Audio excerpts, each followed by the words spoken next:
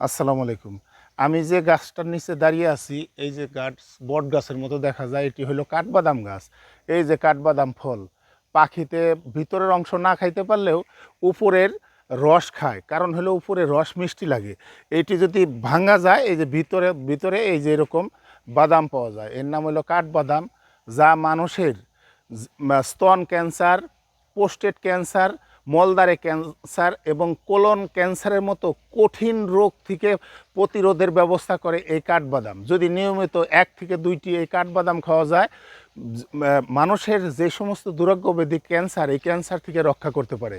মানুষের বয়স বৃদ্ধির সাথে হাড়ের ঘনত্ব আস্তে আস্তে কমতে থাকে, এই হাড়ের ঘনত্ব ধরে রাখতে পারে এই কাঠবাদাম।